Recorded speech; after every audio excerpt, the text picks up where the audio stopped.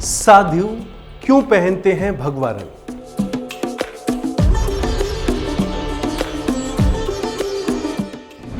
शास्त्रों में कैसा है जिक्र?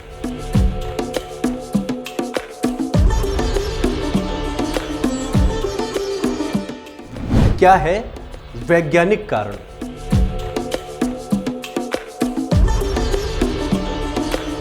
आध्यात्म। जब भी यह शब्द हमको सुनाई देता है तो एक छवि हमारे जहन में घूमती है और वो है गेरुआ या भगवा रंग धारण किए हुए साधु संतों की। अब सवाल ये उठता है कि साधु संतों ने भगवा रंग को पहनना ही क्यों चुना, या फिर भगवा रंग ही क्यों आध्यात्म के कार्यों में प्रयोग में लिया जाता है। दरअसल इसको लेकर कई बातें हैं। अगर मोटे तौर पर समझा जाए तो ये कह सकते हैं कि साधु संत भगवा कपड़ा इसलिए पहनते हैं क्योंकि ये त्याग और ब्रह्मचर्य का प्रतीक है। लेकिन क्या आपको पता है कि हमारे धर्म शास्त्रों और वेदों में इस रंग को लेकर कई बातें कही गई हैं। दरअसल विश्व के सबसे प्राचीन ग्रंथ ऋग्वेद का प्रथम मंत्र है ओम अग्निमीले पुरोहितम यज्ञस्य देव मृत्युविजम होतारम रत्न धाततम। यानी इसका अर्थ है मैं अग्नि का सम्मान करता हूँ, अग्नि के देवता, त्याग के महंत, ज्ञान के दाता।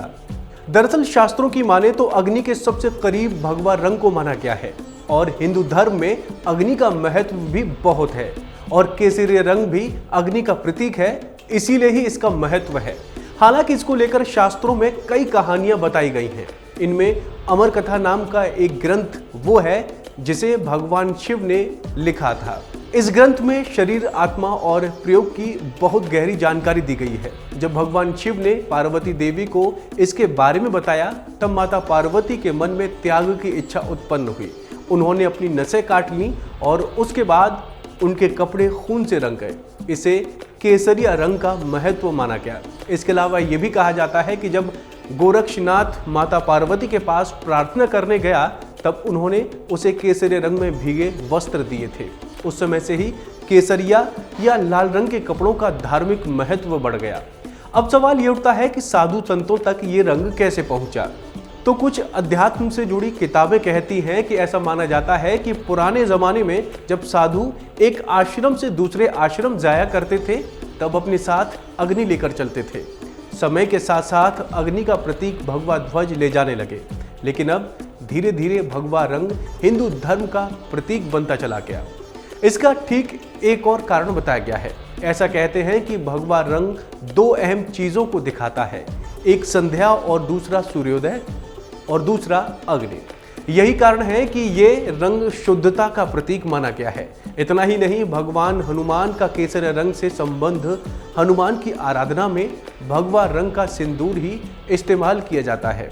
साधु संतों द्वारा भी इसी रंग को महत्व दिया गया है क्योंकि ये ब्रह्मचर्य का रंग है और यही कारण है कि साधु का शाब्दिक अर्थ होता है सज्जन पुरुष, यानी भला आदमी जिसने संसार के सारे नाते तोड़कर अपना तन मन धन भगवान को समर्पित कर दिया हो, यानी जिसका भगवान के सिवा कुछ भी ना हो, वो ही संत की श्रेणी में आता है।